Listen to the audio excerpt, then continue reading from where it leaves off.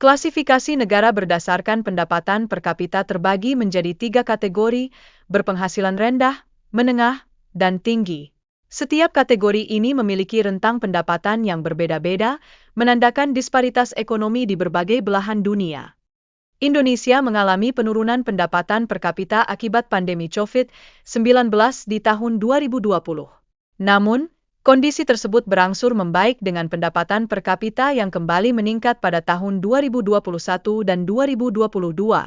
Perkembangan pendapatan per kapita Indonesia dari 2019 hingga 2022 menunjukkan tren yang positif.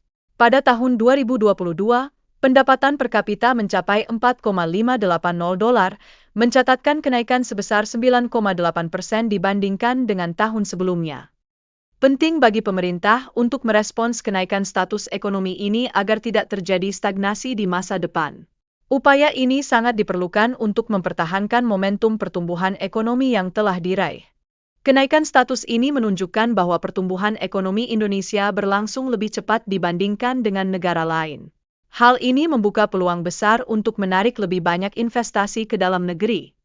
Dampak dari kebijakan pemerintah selama pandemi sangat signifikan terhadap klasifikasi ekonomi Indonesia.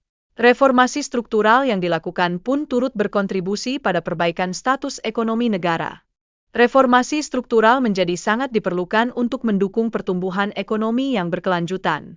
Ini mencakup peningkatan dalam sumber daya manusia serta pengembangan infrastruktur yang mendukung produktivitas. Pentingnya sektor manufaktur sangat jelas dalam meningkatkan daya saing sekaligus menciptakan lapangan kerja di Indonesia.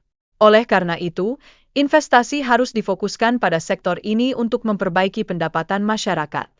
Target pertumbuhan pendapatan per kapita sebesar 5% hingga tahun 2045 perlu dicapai agar Indonesia bisa menjadi negara maju. Ini menjadi mendesak untuk mengejar pertumbuhan yang lebih tinggi dari sebelumnya. Pandemi yang terjadi dalam 3 tahun terakhir telah mengganggu modal pendapatan negara dan menyebabkan perlambatan pertumbuhan. Hal ini menunjukkan pentingnya adaptasi untuk mengatasi tantangan global yang ada. Krisis keuangan dan non-ekonomi dapat memengaruhi kinerja pertumbuhan nyata secara signifikan. Oleh karenanya, dampak ini harus diamati dan diperhatikan untuk meningkatkan pertumbuhan per kapita. Pemerintah perlu berupaya meningkatkan fundamental ekonomi agar dapat beradaptasi dengan perubahan global. Langkah ini akan membantu negara mencapai kemajuan yang lebih cepat di masa mendatang. Reklasifikasi kemiskinan menunjukkan bahwa meskipun ada perkembangan, tantangan tetap ada. Masyarakat dan pemerintah perlu bersinergi untuk mencapai kesejahteraan yang lebih baik. Pemerintah juga harus memperhatikan peningkatan jumlah orang yang rentan sebagai dampak dari perubahan perhitungan kemiskinan.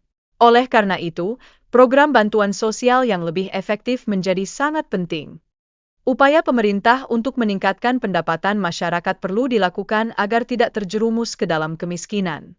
Usaha mikro, kecil, dan menengah (UMKM) memiliki peran yang krusial dalam menciptakan lapangan kerja dan meningkatkan pendapatan per kapita.